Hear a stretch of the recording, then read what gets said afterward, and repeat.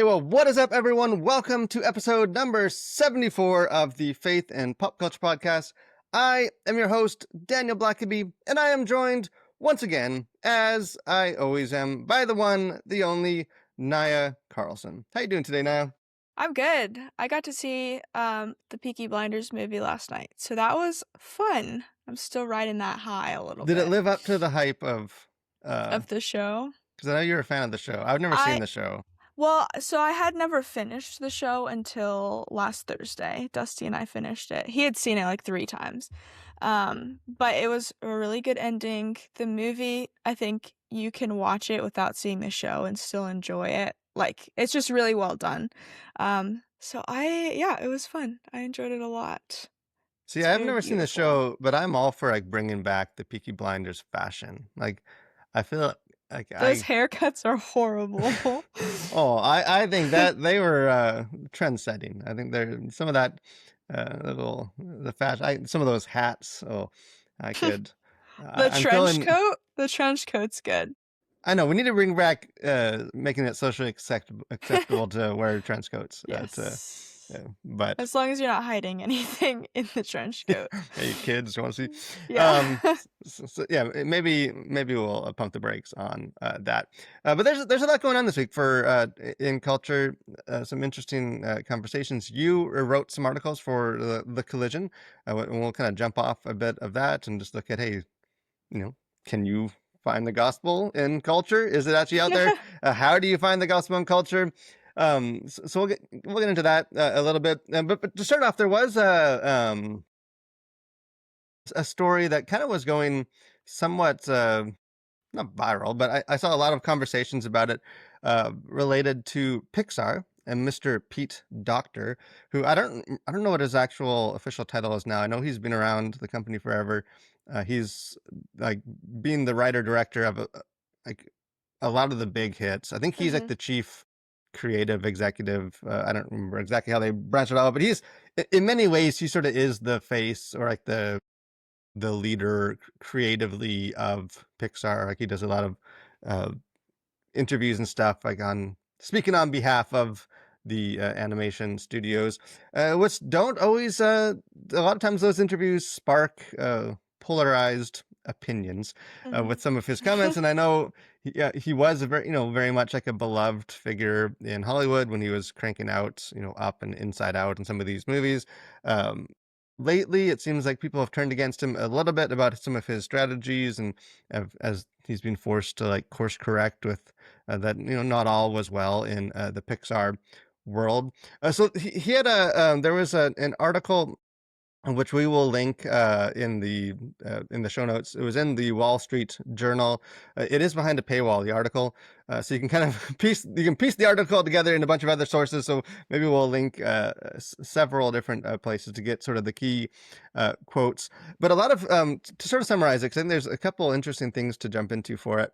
Kind of he's sort of reflecting on where the company has gone, the storytelling approach, and maybe where, in his opinion, it went slightly off course and how he's steered it back. So he, in the article, in the interview, he says, I probably over-indexed on do whatever you want. Very much, he's speaking to how they would encourage the directors and the storytellers to essentially like tell stories out of their own, like almost like semi-autobiographical story. Like you think of like Luca or some of these movies, very much like a personal experience of the creator, and they're telling that on a screen.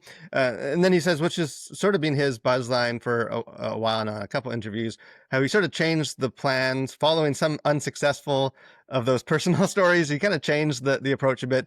Said aiming more for universal storytelling. He says in the interview, says, as time's gone on, I realized my job is to make sure the films appeal to everybody. It's not just a way for the director to work through their own personal memories or experiences, but kind of more universal storytelling. And he does touch on, as part of that, which is the other part of this story that's been getting a lot of people have thoughts on, is he talks about Elio, which I think is the last. Well, I guess Hoppers just came out, the Mhm. Pixar movie. Before Hoppers, Elio, sort of the kid that wants to be abducted by aliens, which I thought was fine. I think I liked that movie more than a lot of people did. Uh, and there were some rumors before the movie was released that there was like some sort of more LGBTQ story aspects to that story that didn't make it into the movie, and there was rumors about that. And in this interview, he kind of confirms that they actually did remove some of those. I think there was supposed to be some like at the end of the movie showing that like Elio actually fell in love with another boy and that he was gay, and there was supposed to sort of be that sprinkled all throughout. And kind of the quote that people have been latched onto in that way is where he says, defending cutting out some of those elements, is we are making a movie, not hundreds of millions of dollars of therapy, which is sort of being the big takeaway quote for that. That's such a Um, funny quote to me, I don't know why. I'm just like, "Dang, he went hard." it's a surprisingly and here's the thing, and we can get into this because there's several aspects to it. I don't disagree with him. I think Yeah, I don't either. like I think there is a sense that that some of these elements that are included almost feel like it's just sort of allowing these creators to sort of their own beliefs, their own backgrounds, their own, I think, just worldview and interests, and sort of to like work that out on company dollar in a sense. And I think, you know, the movie didn't need those elements. That some of those, I think, by It focusing took on away from the it story did. a It little became bit, more yeah. about the person, the creator, the storyteller, what they wanted to push, than it did about, I think, more relatable, just being a kid and feeling ostracized and feeling like you don't belong in the world that you live in because of the circumstances. Like some of those themes that I think are relatable to anyone, and I think even can relate to the LGBTQ community. Like it's not Mhm. like they necessarily didn't deal with those same experiences. It just did it in a way that didn't feel like the But creators sort of their yeah. personal therapy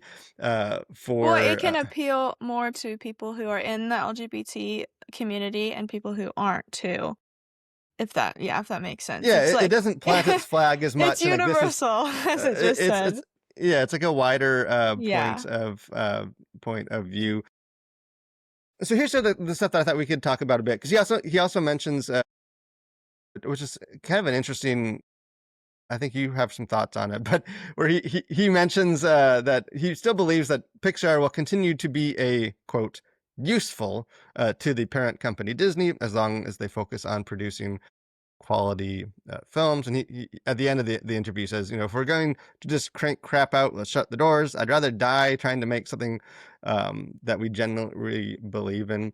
Um, so there's a lot in there. There's a lot about, I think he's touching on, obviously, for me, the two takeaways are like the LGBTQ stuff.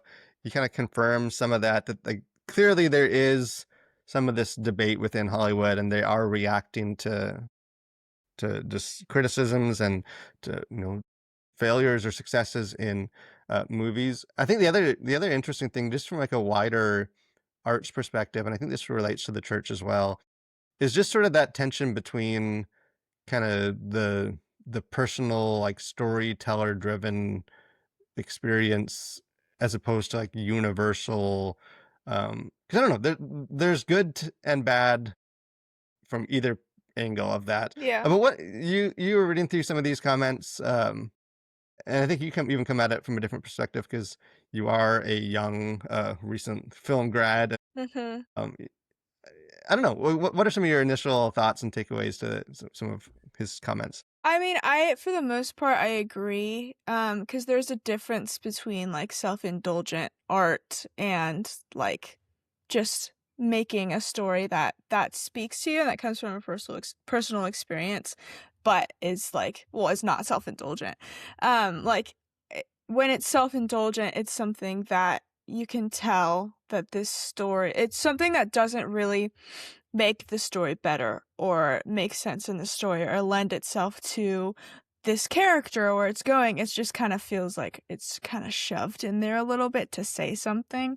I think my biggest issue with this article is when he says he that they can continue being useful to Disney. I just hate the use of the word useful there, because it's like art isn't really made to have a purpose in that way. Like it is made for a purpose, and we'll talk about this a little bit later. Like God created, he's a creator, he's an artist. He created us to worship and glorify him. And so we're artists and we should create to worship and glorify him, whatever that looks like for us in our relationship with God. And so his use of the word useful, I'm just like, oh, don't say Yeah, it's don't say and I that. and I'm curious what he means by that, because I'm Yeah. I Do you have his number? Can we get him on? yeah, Call him up really yeah, we'll quick. have him on the podcast next week to unpack some of his, because yeah, I don't know, I'm of mixed opinion of that. Like, I think Mhm. there is sort of an icky, like, as someone that is a creative and has created things and told story, like, there is a very kind of icky corporate feel to that of, Mhm. like, hey, we're, because I feel like in a lot of ways the stuff that they're, I don't know, like, there's sort of a cold business speak to that I feel like goes very against what made people love Pixar. Like, I Mhm. think Yeah. Pixar, I think he's right that, like, the early stories were universal. Like, I think there has been a shift, saying, I think of like Toy Story, that's very much, growing up, there's a lot of those sort of emotions and experiences. We all kind of grew up with toys and we got older and now we don't, we transition in life, and, now we're a tween or a teen. And Mhm. I feel like that is very universal storytelling as opposed to something like, I think even like Turning Red, I which never is, saw that one.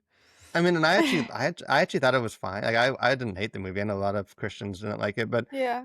it also dealt with, like, kind of the same themes of kind of becoming, it was a lot of, like, puberty and, Mhm. some of that transition, but it was told also very much from, like, a certain kind of cultural point of view that I think did limit it. And so, like, I do think there is a sense that he's right, this, yeah, like, you can tell these stories that are universal, that can relate to people, and that is more beneficial, I guess, in a way than having these sort of real narrow audiences. Yeah. And they can still like be about stories, or be stories about specific cultures as well. Like not saying that it has to be like this one blanket American culture. It can still be about maybe the Chinese community or the Indian community. It's just like there's universal truths in every single culture too, that people outside of those cultures can understand while learning maybe about this new culture that they didn't know about before. Yeah, Um, and I think that's like the where the criticism would come in for what mhm, Doctor's saying is, like, I think you're right. Like, I think the danger of sort of this, like, universal, this useful, is that you just get a bunch of watered down kind of vanilla, like, kind of pop art that it's like, it's so inclusive. It sort of has to appeal to everyone, so it doesn't really appeal to anyone in a way. Like, mhm, it's just, it's just very functional, and it's that I do think you can kind of, in some ways, I feel like that has been even the danger of a lot of, like, faith-based stuff, is it's trying to sort of be all things to all people, and it's sort of mhm. useful. It has to have this function, and it's, well, I think we know it. Christians should know as much as anyone. Like, that doesn't necessarily lead to great art.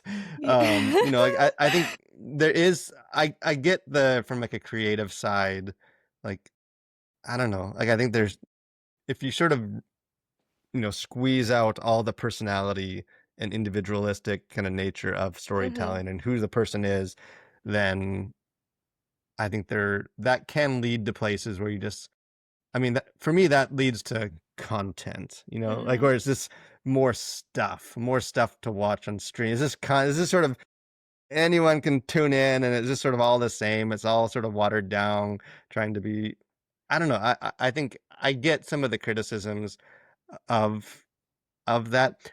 The counterpoint to some of that would just be that I think the idea that, like, for me, the whole, like, art for art's sake thing, which, the old slogan, and I feel like that the philosophy of that still lives today with a lot of artists that, like, hey, it's, anytime there's any parameters on what art needs to be, then, like, it's an evil, and artists just need to be left alone to sort of, bleed onto the page and onto the canvas, and, like, I Yeah. for me, that's always been a myth. Like, I think art, by almost definition, like, it You always always has had make it for a there's always a reason. function. Like, Yeah. even if it's your own catharsis and you need to get something else, from inside you onto the canvas or onto the screen, and it's like your own way of dealing with stuff, or you there's always a function to it. Like, it's never totally divorced from, like, like, I think if it was, then people would never put a movie in a theater, because who cares if people see it? It's not about that. It's about just making the art. Like, I think there is some of that kind of artist speak that I think is sort of that, like, idealistic, that I just disagree with. Like, I think art has always, and I think even, um, like, scripturally, like, art, there's very much like God's an artist and values the arts. But, like, in the Bible, the arts are always, when we when they're, like, focused on in throughout scripture in the Old and New Testament, like, they are very much intertwined with, like, his purposes, and, like, they serve a function. Like, it's not purely just, for the sake of just sort of the artist doing the artist thing. Like, I think it's not wrong, I guess, is my point, for art to be useful, like, to have a, like, if you're making a $200 million blockbuster movie and putting it into theaters and needing people to go see it, like, I don't think it's wrong or, like, anti-art to expect that, like, it will, you know, appeal to people, and people can benefit from watching it, and it will have something to say. Like, I don't know, like, I feel like maybe as a filmmaker and grad, does that sound too, like, corporate for you? Like, what is your Yeah. take? No, I agree. I think that my ideal scenario would be like we do have these big corporations that are making like blockbuster films like Universal and like Disney and Pixar, that's the name. Oh my gosh. But that I think it would be really cool if we could develop a lot more smaller production companies to allow these artists to have more of a personal connection with the producers, with the people funding the movies, so it can be kind of a compromise where they're able to not necessarily do their therapy, but for lack of a different term, to like work through some of these things that they have experienced in life while also making it relatable and appealing to a wider audience. So I think, yeah, it's all the corporate part of it is always like makes me cringe a little bit, but it is necessary because otherwise, like, movies are expensive. Movies like I think the Wicked movies, the just for costumes, the budget was like $300 million. Like, I don't have that in my bank account, okay? I'm gonna need investors, and I'm gonna need people to go to the theaters to watch it so we can make another movie. But it's still like not my favorite Yeah, thing it to is, think like, an about. unavoidable, and I do think there can be a lot of sort of noble, idealistic kind of perspectives on it that I think aren't necessarily Mhm. grounded in reality, as far as, if, like, that's the business side is always bad, and if the artist could just, like, I think this in the last year, like, there's been a couple, like, big movies, like the, Megapolis, or the Kevin Costner Western, like, just letting an artist do whatever they want does not necessarily mean, like, hey, if only we don't have the business side, if artists can just make their film. It's like, no, like, artists can make bad film. Like, I think even, like, Yeah. Star Wars, like the prequels, it's like, as soon as George Lucas reached, like, the credibility to not get studio notes of, like, hey, maybe don't Those go this are way. It's like, helpful. well, actually, is the movies became bad because there was no parameters, and there was no, people saying, "Hey, actually, audiences won't like this, or they won't respond to this." Like, it's not just about what you want to do. It's like, I think the idea that it's always bad, I think, is not necessarily true, and I do think artists can, a lot of filmmakers, like, they love business when it's giving them the budget. They just don't like the business when it's, maybe Given the change this notes. plot Yeah. point and to appeal so that we can make our money back. But my last comment for that would just be, I do think there is some parallels, I think, to the church too, like just to like the give and take, like not that the church is the business side necessarily in the artist, but there is that tension, I think, with the arts in whatever field you see it with, where there's sort of that unavoidable partnership, like, that necessary partnership that's never going to be fully without tension. And I know this is someone that has worked with artists and stuff within the church for a long time. There is sort of that tension of like, hey, artists, yeah, it's not good when the church just like uses artists and like, they're just like a functional resource that we have to put on services, and we're not actually supporting the arts or helping them develop as artists. From the other side, I think there can be a sense where artists kind of want the church to just support their, support the arts, but they don't necessarily want to be useful to the church. Like they don't want to give back to that partnership. It's just sort of, hey, support us what we're doing, give me opportunities to play, come to my exhibitions and all that kind of stuff. And I do think what we're seeing in Hollywood is just a reminder that there is sort of that messy tension between the two, and it's not, I don't think it's a bad thing to have that tension. It's just how do you kind of navigate it? So the other thing that Yeah. was interesting, we'll see kind of what comes out of that. And I'm curious how Hoppers does, like if sort of this new wave of Universal Pixar movies uh, either validates what he's saying, or personally, I wasn't crazy about Hoppers, so It looks maybe cute, but maybe it's yeah. not the so who knows about that. The other thing I wanted to talk about, because you actually wrote an article. You've been doing some music, covering some music stuff for the Collision, which is awesome. I would do that, but I only listen to European heavy metal, and it turns out not a lot of people are interested in reading about European We'll heavy metal. throw a song or two on the next month's recommendations. Yeah, and we need best top 5 Swedish power metal Yeah. anthems of 2026 will be coming at some point. But you wrote an article just the other day that we published, talking about the new album from Mumford and Sons, uh, which I'll admit, I actually, even though I'm narrow-minded with my musical taste, now and then when I branch out, bands like Mumford, like I like, I was I shocked can't when you necessarily told name me a lot of their that. songs, but I love any kind of folky, I don't know, like singer-songwriter stuff. Like that is my, my little, when I need to just, It's your side chick. yeah, that's just a little side hustle thing I have got going on. And kind of your and they've been an interesting band for a while too, because of what you wrote in the article, um, about just like the way that the gospel, you can find gospel themes and Christian themes, religious imagery in like their lyrics. But maybe Mhm. share a bit, just sort of what you wrote in the article, and then I think we can maybe jump off a bit for just what does it mean to sort of see the gospel in the arts. Yeah, for sure. Well, Marcus Mumford like grew up and both of his parents were pastors, which was very interesting, but I saw that he in the past has been like very adamant that he's doesn't and this is not a quote, but just doesn't conform to or isn't a Christian or stuff like that. And he says his spiritual journey is still happening. But that being said, like just having that background, a lot of their songs and their lyrics, a lot of their music has very Christian themes, not just in this new album, but in like Rushmere and in I think it's called Babel. They say Babel. Um, and so I was listening to the new album and I was listening to the song Shadow of a Man, and it was just there were just so many little things in there that kept reminding me of the Christian journey, the Pilgrim's Progress, if you will. And so I was like, let's so I did a deep dive in all of the lyrics and kind of looked through to see what other references to scripture or what other biblical like connections that I could make. And so that's basically what it is. It's just me. It's a self-indulgent piece of it's a self-indulgent article just so I could listen to Mumford and Sons for an hour.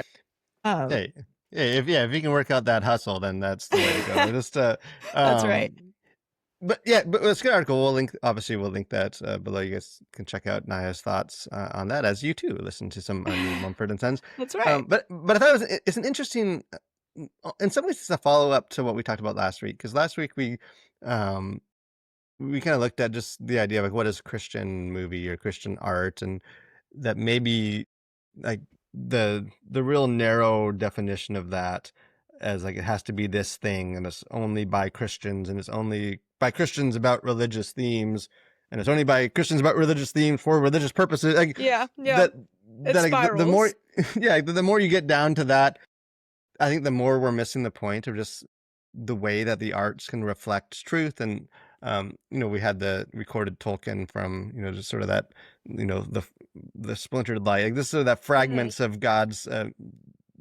truth that comes through is like the true myth. And in some ways I feel like what you're doing in the article is like an extension of that, of okay, well, if sort of approaching the arts is not just okay, well, what is the, what art has like Christians made about Christian themes, and that's the Christian art. I need to, if it's more about just like, hey, where, if you just look at the arts being made, where do we find the good, the true, and the beautiful? Like, where do we find some of those gospel themes? Then I feel like it broadens the approach, and I think you can start seeing it in other places. Um, the the resource, I don't know if you need to read this at some point now if you haven't. It's because for me this is the one I always go back to is C.S. We quoted Tolkien last week, so we got to bring some C.S. His Lewis in, bestie. because Clive are you Staples. I do know his name too. look at, I need to So, 2 for 2. yeah, you got the middle names down. Your middle name game is on par.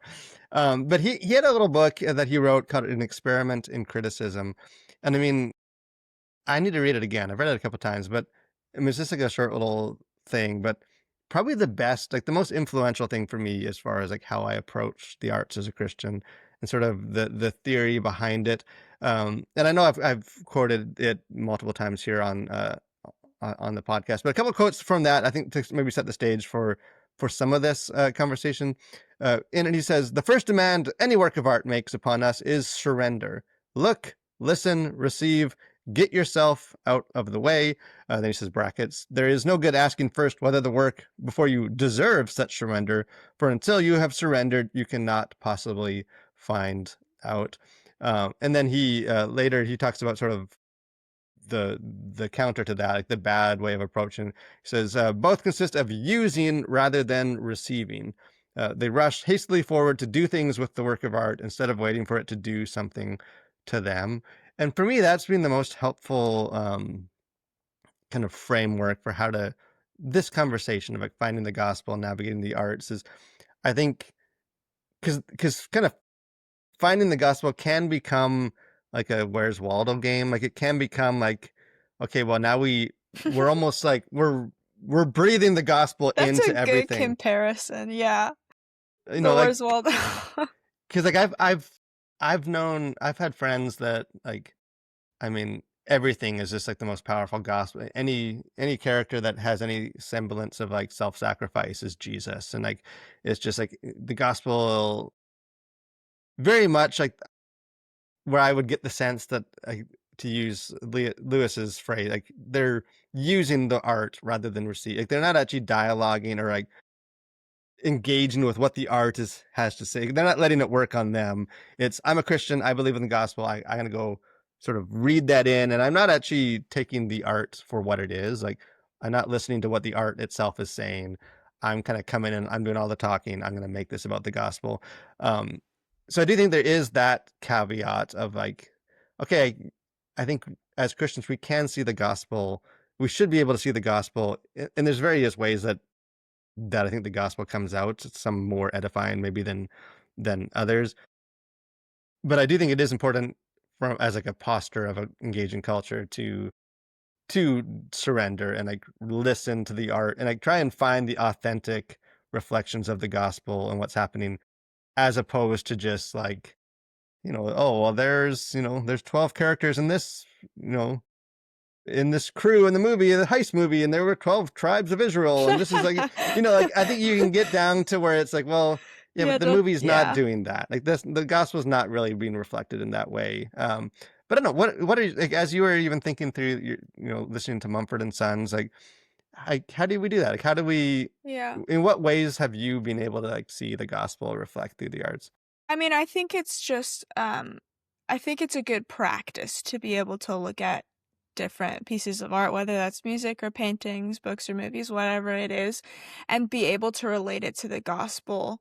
I think that just is a good practice for your own mind and your own spirit to be able to remind yourself that God is in everything and he created everything. That being said, that doesn't mean that you say that, oh, there's three friends here, that they it's the Father, the Son, and the Holy Spirit, whatever it might be. Yeah, you have to be able to, like C.S. Lewis said, I love this quote when he said, "Get yourself out of the way." I was like, that's such a good way to put it. Like get out Yeah, of and your even own the follow head. up to that too, I feel like is what's missing a lot of the where he says like it's no good asking whether it's worth the surrender because you don't really know that till you surrender. And like Mhm. obviously that doesn't mean like, oh, this profane, movie that's just filled with a bunch of nudity and sex and vulgar content. Like you got to surrender to that because you don't know. Like obviously there are things he's not saying that. Like he's not saying just go immerse yourself in filth. Like there are things that you can tell. Hey, this is not edifying. I don't need to. But I think what his point really is, and I think it's just as relevant as it was when he was saying it, is just don't go in with like an agenda. Like don't go in of like, okay, I already think this is going to be some secular woke anti-Christian attack. Like it's like no, try and listen to what's actually being said. Like try and listen, like receive.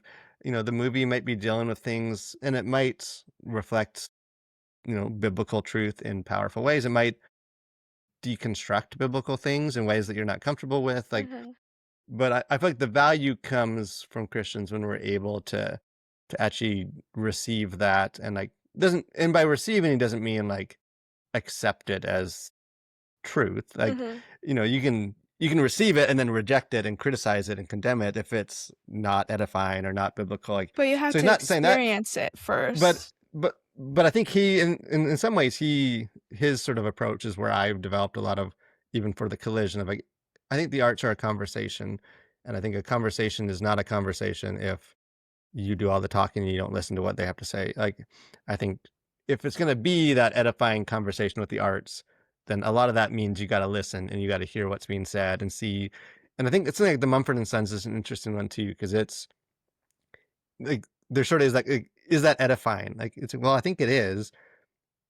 The guy writing the lyrics may reject Christ and not be a Christian, but obviously he's wrestling with his own background and he's reflecting the fact that he grew up in a Christian environment and some of these imageries that have seeped in. I think probably some truth that is just attached to his soul just from the fact that he's made in the image of God, whether he acknowledges that or not. Like I think there's so many interesting things that we can engage with that beyond the level of just like, yeah, but he's not a Christian, so he has nothing of value to say, or I don't need to listen to what he has to say because, how he wrestles with it. Because he doesn't agree with everything I do, Yeah. doctrine, or he's not on our team necessarily. But I don't know. Like, what else have you like?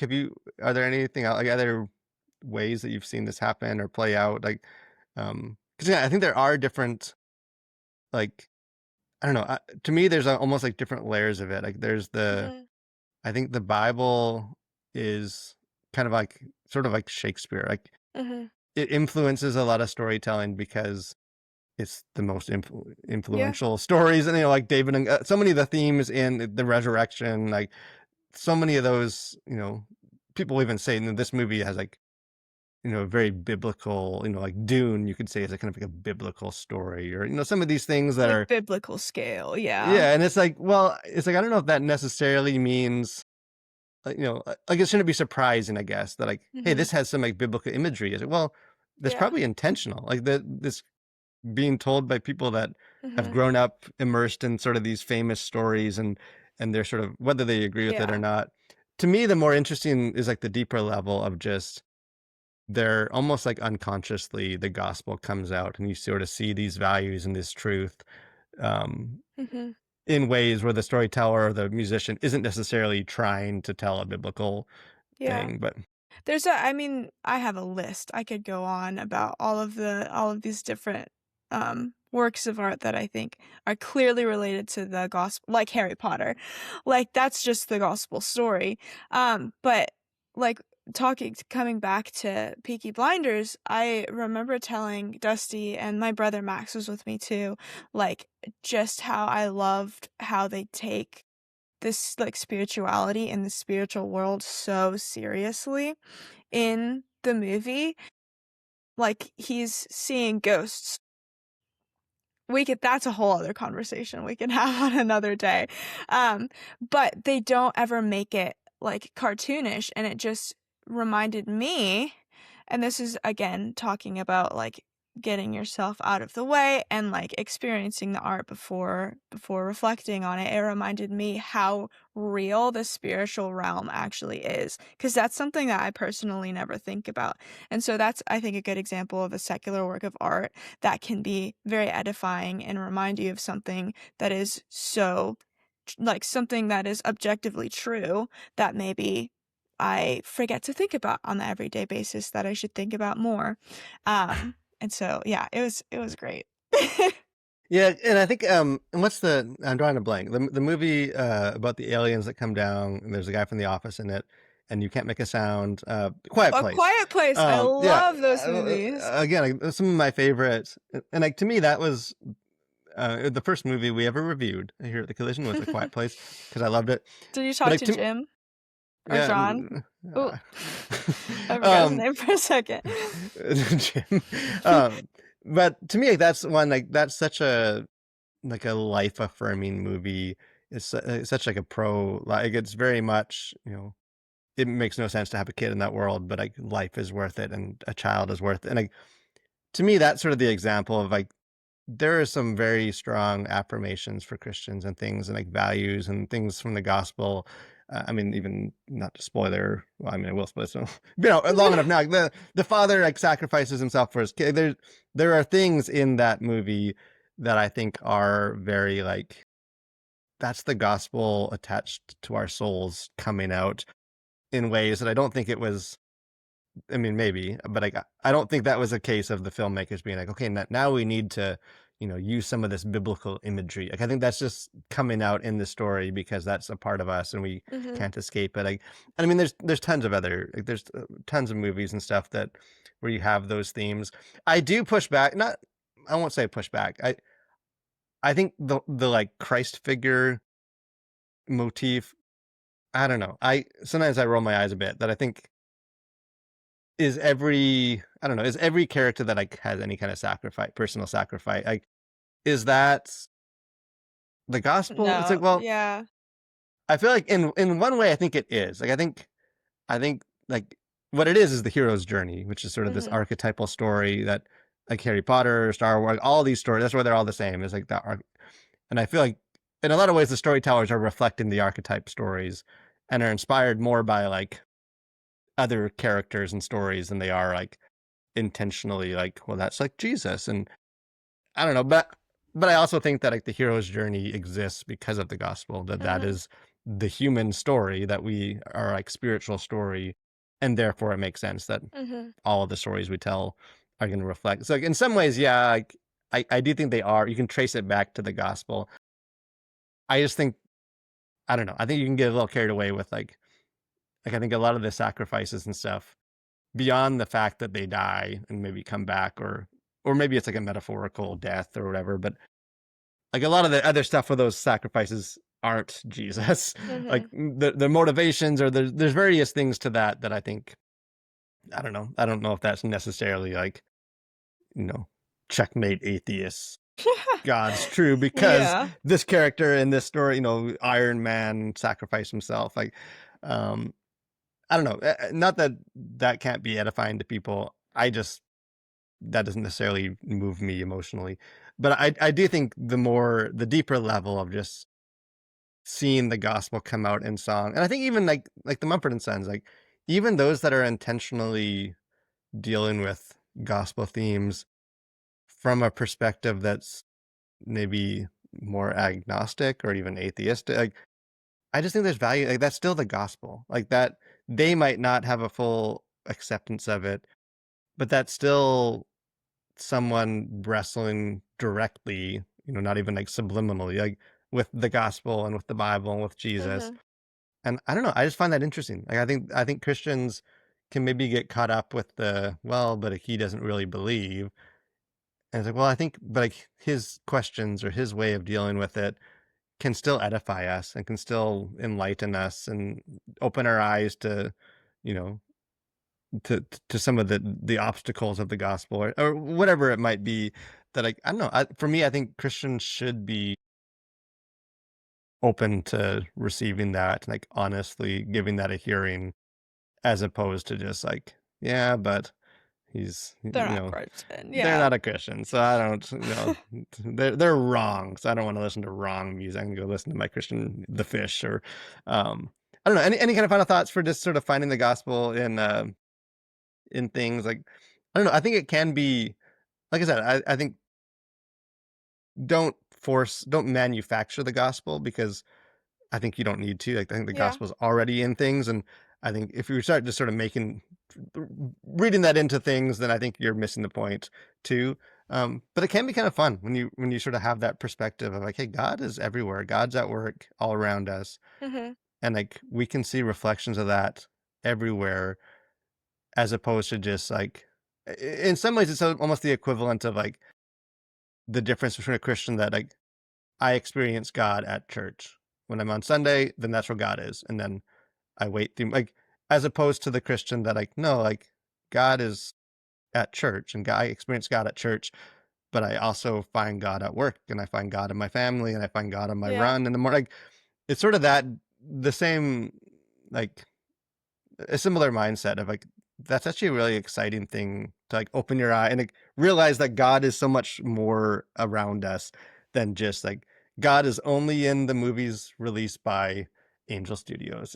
Like it's like no, like God is everywhere. God, people are dealing with this, and there's so much more Yeah. to it. So I don't know. I encourage you guys. Maybe if there's a one main takeaway for any of you guys listening to this is just again don't force the issue, but try and go through this week with a posture. Like, whatever you watch next, whatever you listen to, like just go take the inspiration from Lewis and try and receive it, and just open your eyes to see if there is like traces of the gospel. And But listen to the Mumford and Sons album. and listen to the Mumford and Sons album, and not only that, but also read Nyah's article Yeah. about because you can't listen to it. It's an incomplete experience without Exactly. Nyah's. They're a pair. I talked to Marcus, Mr. Mumford. And Yeah. they should package the article with the album itself when you buy it. Exactly. But something that I know I will be looking to see if there are some edifying gospel themes scattered throughout is the final segment of this podcast, which is things we like that you should like too.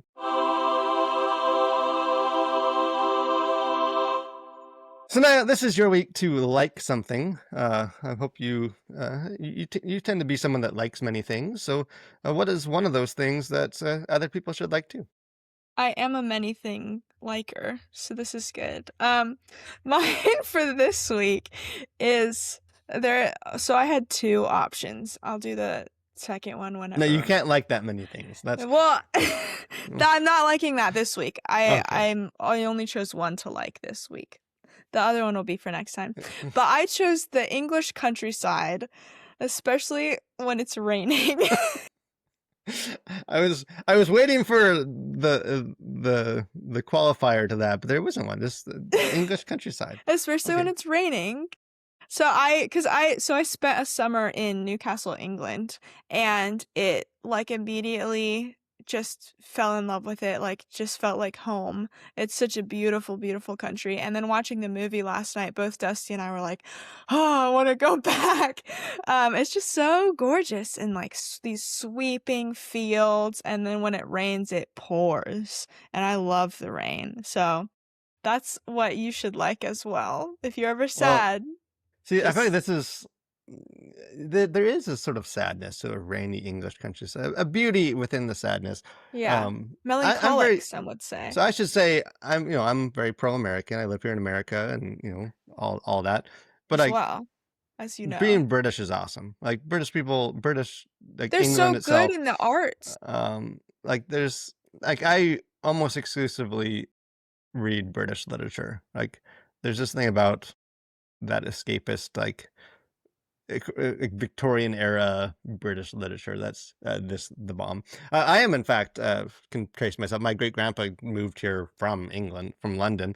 So, from a certain point of view, I myself am British. At least that's what I tell myself. I do need to get back to. I've been trying to. I wanted to bring my kids to London, and I've been there a couple of times to England.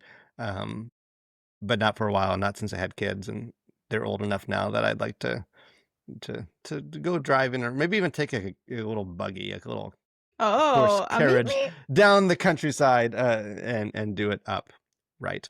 But another way that if you can't make it all the way to England and enjoy that English countryside, you can at least make it all the way to next week's podcast and join us for more conversation. Give or take, both good experiences, we would think. So we will be here next week, every Thursday, for more conversations on faith and pop culture, and we hope to see you then.